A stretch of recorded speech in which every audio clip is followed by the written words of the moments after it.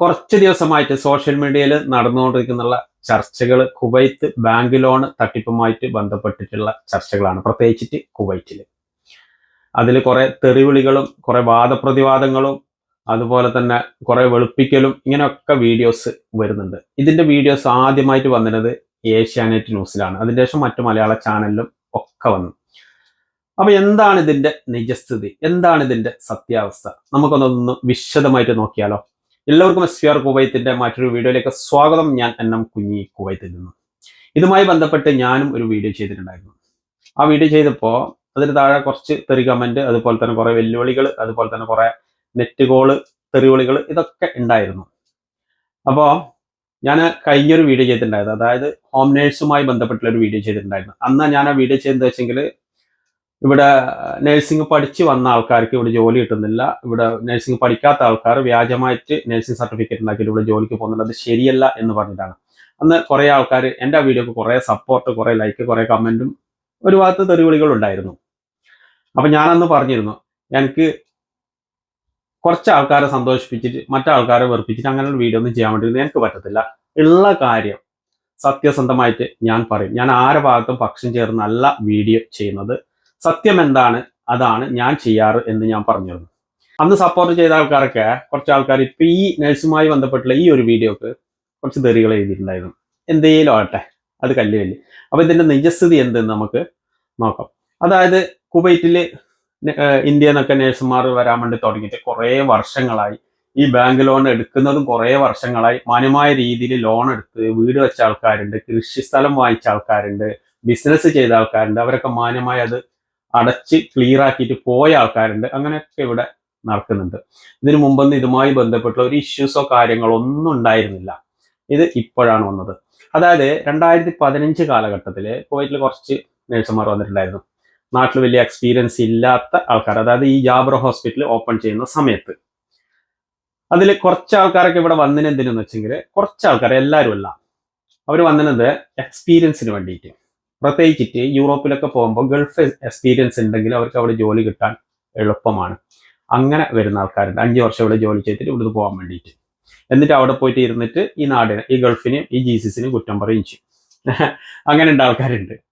അപ്പോൾ അതെല്ലാവരും ഒന്നും അല്ലട്ടാ, എല്ലാവരും ഒന്നും ഉദ്ദേശിച്ചിട്ട് പറഞ്ഞതല്ല, ഇങ്ങനെ ചെയ്യുന്ന ആൾക്കാർ മാത്രം.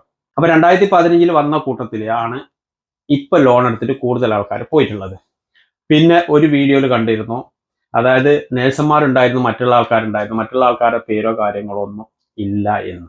അതായത് ഈ കോവിഡ് സമയത്ത് ഒരുപാട് ആൾക്കാർ കുവൈത്ത് നാട്ടിലേക്ക് പോയിട്ടുണ്ടായിരുന്നു. അതില് നേഴ്സുമാരുണ്ട്, അതുപോലെ തന്നെ കമ്പനിയിൽ ജോലി ചെയ്യുന്ന ആൾക്കാരുണ്ടായിരുന്നു, പ്രൈവറ്റ് ക്ലിനിക്കുകളിൽ ജോലി ചെയ്യുന്ന ആൾക്കാരുണ്ടായിരുന്നു, ഒക്കെ ഉണ്ടായിരുന്നു. അതിൽ കുറച്ച് ആൾക്കാരൊക്കെ നാട്ടിൽ കുടുങ്ങിപ്പോയിട്ടുണ്ടായിരുന്നു. ലോൺ എടുത്ത ആൾക്കാരുണ്ടായിരുന്നു അതിൽ. അതുപോലെ തന്നെ മിനിസ്ട്രിയിൽ ജോലി ചെയ്യുന്ന നേഴ്സുമാരാണെങ്കിൽ കുവൈത്ത് ഗവൺമെന്റ് അവർക്ക് പ്രത്യേക ഒരു ഫ്ലൈറ്റ് ചാർട്ട് ചെയ്തിട്ട് അവരെ നാട്ടിൽ നിന്ന് ഇങ്ങോട്ട് കൊണ്ടുവന്നിട്ടുണ്ടായിരുന്നു. കോവിഡ് സമയത്ത് നാട്ടിൽ പോയിട്ട് കുടുങ്ങിയ മിനിസ്ട്രി നേഴ്സുമാർ ആരും നാട്ടിൽ പെട്ടുപോയിട്ട് ഇല്ല. അവരെല്ലാവരും കുവൈറ്റ് ഗവൺമെന്റ് കൊണ്ടുവന്നിട്ടുണ്ടായിരുന്നു. അവരുടെ കൊണ്ടുവന്ന് അവർക്ക് കുറച്ച് ജോലി ഭാരം കൂടുതലുണ്ടായിരുന്നു ആ സമയത്ത്. അത് ലോകത്ത് മൊത്തം നടന്നൊരു സംഭവമായിരുന്നു ആ സമയത്ത്. ആരോഗ്യ മേഖലയിൽ ജോലി ചെയ്യുന്ന ആൾക്കാർക്ക് ജോലി ഭാരം കൂടുതലുണ്ടായിരുന്നു. 24 ജോലി ചെയ്ത ആൾക്കാരുണ്ട്, അങ്ങനെയൊക്കെ ഉണ്ടായിരുന്നു. ഉറങ്ങാതെ ജോലി ചെയ്തിട്ടുണ്ടായിരുന്നു. കുവൈറ്റ് ഗവൺമെന്റ് ആണെങ്കിൽ എക്സ്ട്രാ അങ്ങനെയുള്ള ആൾക്കാർക്ക്, അതായത് മിനിസ്ട്രിയിൽ നഴ്സിംഗ് ജോലി ചെയ്ത ആൾക്കാർക്ക്, ആരോഗ്യ മേഖലയിൽ ഉണ്ടായ ആൾക്കാർക്ക് 1000 ദിനാർ മുതൽ 5000 ദിനാർ വരെ എക്സ്ട്രാ പൈസ കൊടുത്ത ആൾക്കാർക്ക്, അതായത് അവരുടെ സാലറി എങ്ങനെയാണോ അതനുസരിച്ചിട്ട് അവർക്ക് എക്സ്ട്രാ പൈസ കൊടുത്തിട്ടുണ്ടായിരുന്നു. അതുപോലെ തന്നെ കുവൈറ്റിൽ റേഷൻ കൊടുക്കുന്നത് ആയിരിക്കും വെച്ചെങ്കിൽ സ്വദേശികൾക്ക് മാത്രമേ ഉള്ളൂ. അന്ന് മിനിസ്ട്രിയിൽ ജോലി ചെയ്ത ആരോഗ്യ പ്രവർത്തകർക്ക് കുവൈത്ത് ഗവൺമെന്റ് 6 മാസം വരെ റേഷൻ കൊടുത്തിട്ടുണ്ടായിരുന്നു. അങ്ങനെ പല വിധത്തിലുള്ള ഹെൽപ്പുകളും കാര്യങ്ങളൊക്കെ അവർക്ക് ചെയ്തു കൊടുത്തിട്ടുണ്ടായിരുന്നു. അപ്പൊ നാട്ടിൽ പോയിട്ട് കൊറോണയിൽ കുടുങ്ങിയിട്ട് ബാങ്ക് ലോൺ മുടങ്ങിയൊന്നുമല്ല. കുവൈറ്റിൽ ഇപ്പോഴും ഒരുപാട് ആൾക്കാർ ലോൺ എടുക്കുന്നുണ്ട്, മാന്യമായ രീതിയിൽ ലോൺ അടക്കുന്നുണ്ട്, ഒക്കെ ചെയ്യുന്നുണ്ട്. ആരും കുറ്റം പറഞ്ഞില്ല, ബാങ്കും കുറ്റം പറഞ്ഞിട്ടില്ല. മുമ്പ് കറക്റ്റ് അടവ് പൂർത്തിയാക്കിയ ആൾക്കാർക്ക് ബാങ്കുകാർ വിളിച്ച് വീണ്ടും ലോൺ കൊടുക്കുന്നുണ്ട്, നിങ്ങളത് റിന്യൂവൽ ചെയ്യുന്നുണ്ടോ എന്ന് ചോദിക്കുന്നുണ്ട്. അങ്ങനെയൊക്കെ ചെയ്യുന്നുണ്ട്. അത് അവരുടെ മാന്യത. പക്ഷെ അത് ചൂഷണം ചെയ്ത കുറച്ച് ആൾക്കാരുണ്ട്. അവരെ കുറിച്ച് മാത്രമാണ് കഴിഞ്ഞ വീഡിയോയിലൊക്കെ ഞാൻ പറഞ്ഞതും ഇവിടെയുള്ള സോഷ്യൽ മീഡിയ മൊത്തം പറഞ്ഞത്. പിന്നെ എല്ലാവരെയും ഉദ്ദേശിച്ചിട്ടല്ല. ഇതിനു മുമ്പൊന്നും ഇങ്ങനത്തെ ഒരു ഇഷ്യൂസോ കാര്യങ്ങളൊന്നും കുവൈറ്റിൽ വന്നിട്ടുണ്ടായിരുന്നില്ലല്ലോ. ഒരു കുഴപ്പം ഉണ്ടായിരുന്നില്ല. മാന്യമായ രീതിയിൽ എല്ലാവരും അടക്കുന്നുണ്ടായിരുന്നു. അതുപോലെ തന്നെ ഇപ്പൊ ഈ ഒരു ഇതിലും നാട്ടില് മറ്റു പ്രൈവറ്റ് കമ്പനിയിൽ ജോലി ചെയ്തുകൊണ്ട് ആൾക്കാർ ഇവിടുന്ന് ലോൺ എടുത്തിട്ട് നാട്ടിൽ കൊറോണയിൽ കുടുങ്ങിയിട്ട് ജോലി നഷ്ടപ്പെട്ട ആൾക്കാരുണ്ട്. പക്ഷെ ഏറ്റവും കൂടുതലുള്ളത് ഇവരാണ്. അതായത് ഈ ആരോഗ്യ പ്രവർത്തകർ, മിനിസ്ട്രിയിൽ ജോലി ചെയ്തുകൊണ്ട് നഴ്സുമാരാണ്. അവരിൽ 99% ആൾക്കാരും ഇപ്പൊ നാട്ടിലില്ല. അപ്പൊ അവര് ചെയ്തെന്താ വെച്ചെങ്കിൽ, ഇവിടുന്ന് പോകുന്നതിന് മുമ്പ് ഒരു 5-6 മാസത്തെ അടവിന്റെ പൈസ ആദ്യം തന്നെ ബാങ്കിൽ ഇട്ട് വെച്ച്, അതായത് ഇവർക്ക് പേപ്പർ വർക്കിനും കാര്യങ്ങൾക്കുള്ള സമയങ്ങൾക്ക് വേണ്ടി. ഇപ്പൊ അത് ഓട്ടോമാറ്റിക്കലി അത് അവിടെ അടവ് പോകും. അപ്പൊ ബാങ്കില് ഈ അടവൊക്കെ കഴിഞ്ഞ് അടവ് പെൻഡിങ് ആകുമ്പോൾ 1-2-3 മാസം കഴിയുമ്പോൾ അവരത് ചെക്ക് ചെയ്യും. അപ്പൊ സിവിൽ ഐ ഡി ചെക്ക് ചെയ്യുമ്പോൾ അവരില്ല, അവരെത്തേണ്ട സ്ഥലത്ത് എത്തിയിട്ട് പോയിട്ട് സെറ്റിൽ ആയിട്ടുണ്ട്. അപ്പൊ അത് അങ്ങനെയാണ് അതിന്റെ കാര്യങ്ങൾ. പിന്നെ ഒരു വിഭാഗത്തെ കുറ്റപ്പെടുത്തിയിട്ടോ അല്ലെങ്കിൽ ഒരു വിഭാഗത്തെ വെളുപ്പിച്ചിട്ടോ ഒന്നും സംസാരിച്ചതല്ല എല്ലാ കാര്യം. ഇതിൽ എല്ലാവരും ഉണ്ട്. അതെ, ഇപ്പൊ ഈ മുങ്ങിപ്പോയതില് എല്ലാവരും ഉണ്ട്. ഒറ്റൊരു വിഭാഗം മാത്രമല്ല, എല്ലാവരും ഉണ്ട്. അപ്പൊ ഇതിന്റെ പ്രശ്നം എന്താ വെച്ചെങ്കിൽ, ഇപ്പൊ ഇവിടെ ലോണിനോ കാര്യങ്ങൾക്കൊക്കെ പോകുമ്പോൾ കേരളം എന്ന് പറയുമ്പോൾ അത് അവരൊന്നും മടിക്കും. ഇപ്പൊ ഈ ലോൺ എടുത്തിട്ട് യൂറോപ്പിലൊക്കെ പോയിട്ടുണ്ട് ആൾക്കാർ തിരിച്ചടക്കണോ അവരെ പിടിക്കുമോ എന്ന് ചോദിച്ചു കഴിഞ്ഞെങ്കിലും ബാങ്കുകാർ അതുമായി ബന്ധപ്പെട്ടുള്ള നടപടിയുമായിട്ട് മുമ്പോട്ട് പോകുന്നുണ്ട്.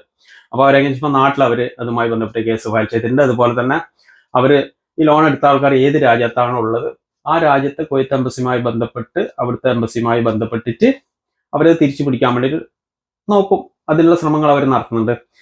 അതേപോലെ തന്നെ ഇവിടുന്ന് ഇതേപോലെ ലോൺ എടുത്തിട്ട് ഇവിടുന്ന് പോയ ആൾക്കാര് ഇപ്പോഴും UK-ലും യൂറോപ്പിലൊക്കെ ഇരുന്നിട്ട് ലോൺ അടക്കുന്ന ആൾക്കാരുണ്ട്.